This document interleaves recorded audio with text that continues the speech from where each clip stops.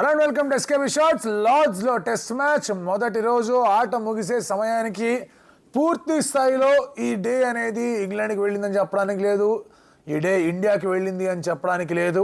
But కొన్ని changes of అప్రోచ్లు అయితే కనిపిస్తూ వచ్చాయి. And there is lot of luck involved. ఇవాళ గేమ్లో luck more often than not England వైపే కాస్త ఫేవర్గా ఉండింది. అండ్ కొంచెం మంచి స్కిల్ కూడా కనిపించింది జో రూట్ దగ్గర నుంచి. సో షేర్డ్ ఆనర్సే, కాకపోతే ఒక్క team will be little happier, అది ఇంగ్లాండ్. ఎందుకు? Let's get start. ఫస్ట్లీ చాలా చేంజెస్ ఆఫ్ అప్రోచెస్ ఏదైతే మాట్లాడామో అది ఇంగ్లాండ్ నుంచి ఎక్కువ కనిపించాయి.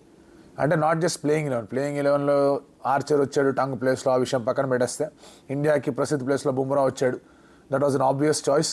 ఎందుకంటే ఇండియా లేదా బ్యాటింగ్ స్ట్రెంత్ అనేది అలాగే ఉండాలని చెప్పేసి కోరుకున్నారు. అండ్ దానివల్ల బుమ్రా, ఆకాష్, సిరాజ్, నితీష్, సుందర్ అండ్ జడేజా ఈ యొక్క అటాక్తో వెళ్ళారు. ఇంగ్లాండ్ చేంజ్ అప్రోచ్ ఏంటి అంటే కనుక టాస్ గెలిచిన తర్వాత బ్యాటింగ్ ఎంచుకోవడం. వీళ్ళు టాస్ గెలిచిన తర్వాత బ్యాటింగ్ ఎంచుకోవడం మర్చిపోయారు. టాస్ గెలిస్తే ఫీల్డింగ్ అని డిసైడ్ అయిపోయిన టీం ఇది. లార్డ్స్లో లాస్ట్ 3 టైంలో కూడా వీళ్ళు ఆడినప్పుడు దే ప్రిఫర్డ్ చేసింగ్. బ్యాస్బాల్ ఎరా వచ్చిన తర్వాత చాలా తక్కువ సార్లు యాక్చువల్గా టాస్ గెలిచిన తర్వాత they actually preferred to bat. ఇలాంటి పరిస్థితుల్లో ఆ ఎడ్జ్ బ్యాస్టన్ లాస్ అనేది కొంచెం గట్టిగానే వాళ్ళని ట్రబుల్ చేసింది. ఇండియాకి ఇక్కడ మనం ఫస్ట్ బ్యాటింగ్ ఇచ్చాము, వాళ్ళు భారీ స్కోర్ చేస్తారు, దాని తర్వాత మనం క్యాచప్ ఆడుతుంటాం. అలా కాకుండా we will try and beat India in there game. అంటే మనం ఫస్ట్ ఇన్నింగ్స్లో భారీ స్కోర్ పెడదాం, చూద్దాం ఇండియా ఎట్లా రెస్పాన్స్ ఇస్తుంది ఫస్ట్ ఇన్నింగ్స్ స్కోర్కి అనేది వాళ్ళ ఆలోచన. అండ్ ఆ ఆలోచనని కొంచెం సక్రమంగా ముందుకు తీసుకెళ్ళాలి అంటే కనుక ఇనీషియల్ బస్ట్ అనేది సర్వైవ్ అవ్వడం చాలా ఇంపార్టెంట్. బుమ్రా, ఆకాష్ న్యూ బాల్తో బౌలింగ్ చేశారు. Siraj bowled with the first change బౌలర్గా ఓల్డర్ బాల్తో వచ్చాడు. అండ్ చాలాసార్లు బీట్ అయ్యారు, చాలాసార్లు ఎడ్జిలు తగిలాయి. బట్ ఆ ఎడ్జ్లు అనేవి ప్యాడ్కి తగిలి, ఇన్సైడ్స్ ప్యాడ్కి తగిలాయి. క్యాప్ బీట్ అయ్యారు, అవుట్ సైడ్ ఎడ్జ్ తగలేదు. ఒక అవుట్ సైడ్ తగిలితే థిక్ ఎడ్జ్ బయటికి వెళ్ళిపోయింది. So they were struggling. Crawley కానీ డకెట్ కానీ చాలా స్ట్రగుల్ అయ్యారు. కాకపోతే బుమ్రాకి వికెట్ ఇవ్వాల, ఆకాష్కి వికెట్ ఇవ్వాల, సిరాజ్కి వికెట్ ఇవ్వాల. దెన్ డ్రింక్స్ బ్రేక్ తర్వాత చేంజ్. ఆ చేంజ్లో నితీష్ కుమార్ రెడ్డి వచ్చి 2 వికెట్లు తీసాడు. నితీష్ ఒక పర్టికులర్ దీంట్లో నేను కామెంటరీ అన్నప్పుడు కూడా చెప్పా, డ్రింక్స్ బ్రేక్ తర్వాత ఫస్ట్ ఓవర్ బ్యాటర్స్ కొంచెం ఫోకస్ లూజ్ అయ్యే అవకాశం ఉంది. So it can be a welcome change అని చెప్పేసి. అండ్ ఆ షార్ట్ బాల్ వేసాడు, ఆ బాల్ రాలా బ్యాట్ మీదకి, బ్యాట్ ఊపేశాడు, గ్లవ్ తగిలింది, మంచి క్యాచ్ రిషబ్ పంత్. క్రాలీకి మాత్రం బాల్ ఆఫ్ డే 1 పడింది. అలాంటి ఒక మంచి బాల్, ఈవెన్ బుమ్రా బురుక్ వేసిన బాల్ కన్నా ఈ బాల్ సాలిడ్ లెవెల్ బాల్. అది మ్యాజికల్ డెలివరీ నితీష్ వేసింది, 2 వికెట్లు పడ్డాయి. బట్ ఆ తర్వాత మళ్ళీ నితీష్ కొన్ని ఓవర్లు వేసాడు, వికెట్లు పడలేదు అతనికి.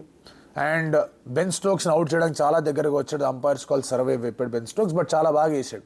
నితీష్ దగ్గర నుంచి this is what you expect. ఒక 15-16 ఓవర్లు వేయగలగాలి, రోజుకి 1-2 వికెట్లు తీయగలగాలి. సో దట్ ఈస్ సాల్వ్, అందులో ఎటువంటి ప్రాబ్లం లేదు. బట్ ఆ పార్ట్నర్షిప్ మధ్యలో వచ్చింది జో రూట్ అండ్ పోప్. ఇక్కడ నిజమైన లక్ అనేది ఇంగ్లాండ్కి కనిపించింది. Only Pope was struggling left right centre. Joe రూట్ని అయితే సిరాజ్ టక్క బీట్ చేసి కిదేరే తెరా బ్యాస్ బాల్ అన్నట్టు కూడా మాట్లాడు. బ్యాస్ బాల్, వేర్ ఈజ్ బ్యాస్ బాల్ అన్నాడు వెళ్ళి. సో అసలు అర్థం కాల ఇద్దరికి ఏం జరుగుతుందో. బట్ అలా మెల్లమెల్లగా ఆడుతూ లంచ్ తర్వాత సెషన్ అంతా కూడా సర్వైవ్ అయ్యారు వికెట్ పడకుండా. And last lunch tea session last ఒక 10-15 మినిట్స్లో పోప్ మంచి షాట్లు ఆడడం కూడా మొదలుపెట్టాడు. ఈ పార్ట్నర్షిప్ ఏంట్రా కొంచెం తెరకాస్ లాగా తయారవుతుంది, కొంచెం ఇబ్బందిలాగా తయారవుతుంది. జడేజా వచ్చి వికెట్ తీసాడు. జడేజా గురించి కూడా మాట్లాడుతూ, ఎందుకంటే లార్డ్స్లో దెర్ ఇస్ స్లోప్ ఇలా ఉంటుంది, ఒక ఎండ్ నుంచి ఇంకో ఎండ్ నుంచి న్యాచురల్ ఇలా ఉంటుంది. సో దానివల్ల ఏమవుతుందంటే బాల్ పడినప్పుడు వెళ్ళిపోవడమో, టేక్ ఆఫ్ అవ్వడమో. బుమ్రా ఫస్ట్ ఓవర్ వేసింది చూస్తే కనుక బాల్ అసలు రాలా. ఫస్ట్ ఓవర్లోనే ఎడ్జ్ తగిలింది, రిషబ్ పంత్ ముందు పడింది, బాల్ సాఫ్ట్ ఉంది, ముందుకు రంటారా మీరు అన్నాడు. అదే ఆకాష్ వేసి 2 నుంచి ఓవర్ చూస్తే కనుక టప్ అని బాల్ పైకి లేచింది.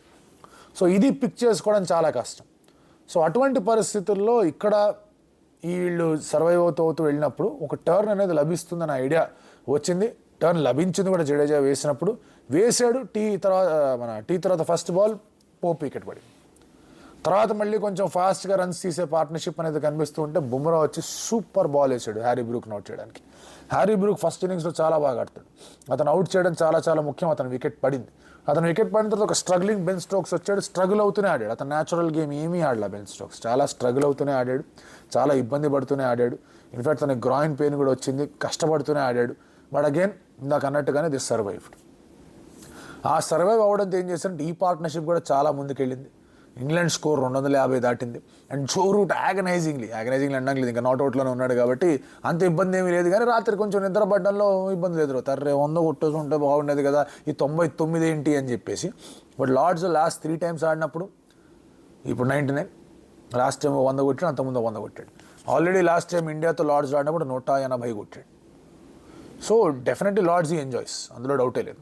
99 నాట్అవుట్తో ఉన్నాడు. ఫస్ట్ బాల్ రేపు అతనే ఫేస్ చేయబోతున్నాడు. And all probability Jasprit Bumrah వేయబోతున్నాడు ఫస్ట్ ఓవర్. సో 99 వద్ద అతను ఉన్నాడు. అండ్ జో రూట్కు మీరు అబ్జర్వ్ చేస్తే ఈ బ్యాస్ బాల్ స్ట్రైక్ రేట్ అని మాట్లాడతారు. సెకండ్ సెషన్లో not even 3 runs per over ఉంది run rate. Overall run rate మీరు చూసుకుంటే కానీ 83-84 ఓవర్లు వేశారు, 3 runs per over ఉంది రన్ రేట్. సో బ్యాస్ బాల్ ఆడలేదు వాళ్ళు. They wanted to survive. Day 1 జాగ్రత్తగా ఆడదాం అనుకున్నారు.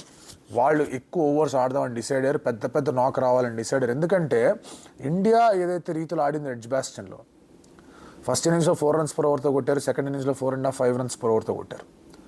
సో ఏదైతే బ్యాస్ బాల్ పేరు ఇచ్చి ఇష్టం వచ్చినట్టు షాట్లు ఆడుతూ ఉన్నారో, ఇండియా హ్యాపీగా మంచి షాట్లు ఆడుతూ కొట్టేసింది, కట్టేసే శుభ్మన్ గిల్. సో ఖచ్చితమైన రీతిలో దేవర్ లిటిల్ వరీ అనేది ఇంగ్లాండ్లో కనిపించింది, బెన్ స్టోక్స్ ఆట తీరులోనే కనిపించింది. సో దానివల్ల జో రూట్ ఏదైతే కంఫర్టబుల్ గేమో అదే ఆడాడు. ఇందాక అన్నట్టుగానే లక్ ఇన్వాల్వ్ అయింది, స్కిల్ చాలా గట్టిగానే ఇన్వాల్వ్ అయింది, మంచి స్కిల్ చూపించాడు, అందరు బౌలర్స్ని చాలా బాగా ఆడాడు. బీట్ అయిన వెంటనే మళ్ళీ ఫోకస్ చేసి జాగ్రత్తగా ఆడడానికి పూనుకున్నాడు. అరే బీట్ అవుతున్నాను కదా అని చెప్పి ముందుకు వచ్చి దూకి ఎక్స్ట్రా షాట్లు ఏం ఆడలేదు. సో ఆ స్కిల్ అనేది కనిపించింది జో రూట్ దగ్గర నుంచి. బెన్ స్టోక్స్ నిలబడ్డాడు, ఎందుకంటే అతని ఫుల్ క్రిటిసిజం, మీడియా అంతా కూడా అతను తిడతానే ఉంది, ఏం చేస్తున్నారు అది ఇది అని. సో లార్డ్స్లో అతనికి కూడా మంచి రికార్డ్సే ఉన్నాయి కాబట్టి అతను సర్వైవ్ అయ్యాడు. సో ఇప్పుడు ఇంగ్లాండ్ ఎందుకు కొంచెం అహెడ్ ఉంది అంటే 251. ఈ పిచ్ మనం చూస్తే ఎండ గట్టిగానే కొడుతుంది, రేపు 2-3 రోజులు కూడా ఎండ ఉందంటున్నారు అక్కడ. సో దానివల్ల ఒక ఎండ్లో ఇంకా చాలా లో అవుతుంది, ఒక ఎండ్లో అన్ఈవెన్ బౌన్స్ అనేది తయారవుతుంది. ఆ లో ఎండ్లో బాల్ షార్ప్గా లోపలికి కట్టిన్ అయిందా బ్యాటర్స్కి కష్టం అవుతుంది. సో 4th బ్యాటింగ్ చేసేది టీమిండియా చాలా కష్టంగా మారబోతుంది. 4th బ్యాటింగ్ అవాయిడ్ చేయాలంటే భారీ ఫస్ట్ ఇన్నింగ్స్ స్కోర్ కొట్టాలి. ఆ భారీ ఫస్ట్ ఇన్నింగ్స్ స్కోర్ కొట్టాలంటే కానీ ఇంగ్లాండ్ తొందరగా ఆల్అవుట్ చేయాలి. ఇంగ్లాండ్ తొందరగా అంటే ఏ స్కోర్ అయితే ఇండియా విల్ బీ కంఫర్టబుల్. నా దృష్టిలో 300 వాజ్ అ స్కోర్, 300 దాటేటే కనిపిస్తున్నారు. సో 350 లోపల క్యాన్ ఇండియా రెస్ట్రిక్ట్ ఇంగ్లాండ్. 350 లోపల రెస్ట్రిక్ట్ చేసి ఇండియా కనుక ఒక 400-450 కొట్టగలిగితే then there is a chance. And అంత పేస్తో కొట్టడం కూడా కష్టంగా ఉంటుంది. ఇంగ్లాండ్ వాళ్ళే కాస్త కష్టం. అఫ్కోర్స్ వాళ్ళు అప్రోచ్ మార్చుకున్నారు, ఇండియా ఏమైనా ఫాస్ట్గా అది వేరే విషయం, వాళ్ళ బౌలింగ్ ఎలా వేస్తారో తెలియదు. But 350 first inning score and falling behind and want మీరు స్కోర్ చేయాలి, 315 దాటాలి అంటే కనుక ఎటువంటి సర్ఫేస్ మీద అన్నా కూడా ఇబ్బంది అనేది ఉంటుంది. ఇంగ్లాండ్కి అలవాటు అయిపోయింది కాబట్టి వాళ్ళు 2 సార్లు కూడా they tried coming two close. First ఇన్నింగ్స్లో అయితే వచ్చారు, సెకండ్ ఇన్నింగ్స్లో 84 for 5 ఉంది కాబట్టి కుదరలేదు.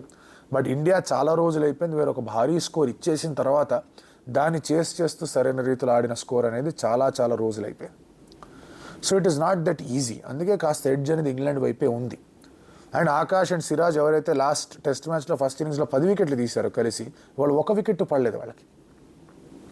అండ్ ఆకాష్కి ఫస్ట్ టైం న్యూ బాల్ తీసుకున్నాడు, అతను వికెట్ పడలా. సెకండ్ న్యూ బాల్ వచ్చింది, సెకండ్ న్యూ బాల్తో డెఫినెట్లీ అతను వికెట్ తీద్దాం అనుకుంటాడు to do some more damage. And mind England దగ్గర జేమీ స్మిత్ ఉన్నాడు, తర్వాత అతను కూడా ఫాస్ట్గా ఆడే ప్రయత్నం చేస్తూ ఉంటాడు. So India I think again new బాల్తో కూడా క్విక్లీ జడేజాని తీసుకొచ్చినా it will not be a bad idea. ఒకవేళ వికెట్లు పడట్లేదు అంటే కనుక ఫస్ట్ 10 ఓవర్స్లో ఒక ఎండ్ నుంచి సిరాజ్, ఒక ఎండ్ నుంచి Jadeja is not at all a bad idea. ఆ తర్వాత కావాలంటే నితీష్ కుమార్ రెడ్డిని తీసుకొని రావచ్చు. జడేజా వేస్తున్నప్పుడు స్ట్రగుల్ కనిపించింది ఇద్దరు బ్యాటర్స్ దగ్గర నుంచి. First choice will be Bumrah and ఆకాష్ది, ఎందుకంటే బుమ్రా ఏ ఎండ్ నుంచి అయితే స్టార్ట్ చేశాడో సెకండ్ న్యూ బాల్ తీసుకున్న తర్వాత ఆ ఎండ్ కానీ నాకు వేరే ఎండ్ కావాలన్నాడు.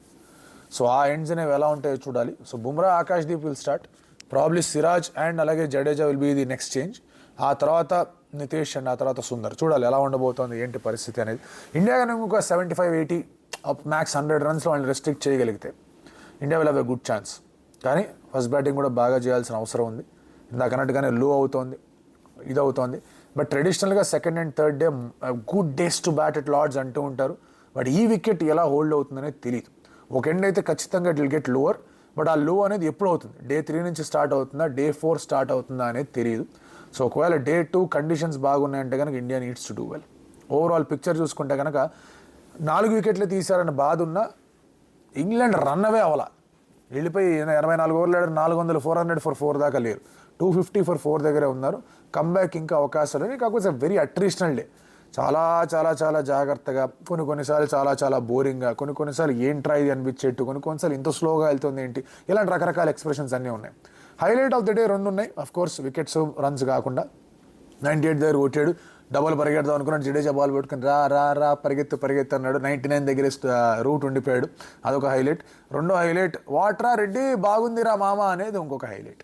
సో ఈ 2 హైలైట్లు కనిపించాయి. హోప్ఫుల్లీ ఇంకా ఎక్కువ ఇండియా వైపు డే 2 వెళ్ళాలని కోరుకుందాం. But things are looking tough, అది ఒప్పుకోవాల్సిన అవసరం ఉంది. ఆ పిచ్లో అంత తేలిక కాదు బ్యాటింగ్ చేయడం. అండ్ ఇంగ్లాండ్కి ఉన్నంత అదృష్టం ఇండియాకు ఉంటుందని మనం చెప్పడానికి కూడా లేదు. ఇంగ్లాండ్కి చాలా అదృష్టం కలిసి వచ్చింది. అండ్ జో రూట్ స్కిల్ కనుక లేకుండా ఉంటే ఇంగ్లాండ్ వాళ్ళు ఆల్అౌట్ అయిపోయేవాళ్ళు. అందుకే ఎడ్జ్బాస్టన్లో ఆకాశ్దీప్ వేసిన బాల్ ఏదైతే జో రూట్కి వేసాడో చాలా ఇంపార్టెంట్ వికెట్ అది. జో రూట్ ఉంటే డ్రా కోసం ఆడేవాడు, నిలబడేవాడు. ఒక్కసారిగా ఈ వికెట్ మీద జో రూట్ జాగ్రత్తగా ఆడాడు కాబట్టి వాళ్ళు ఉన్నారు. దాదాపు 200 బాల్స్ ఆడాడు కాబట్టి they were safe. So let's see breakthroughs ఎలా వస్తాయి, ఏంటి పరిస్థితి అనేది. Exciting day 2 India point of view నుంచి కొంచెం మౌంటైన్ ఎక్కాల్సిన డే 2. చూద్దాం ఎలా ఉండబోతుంది.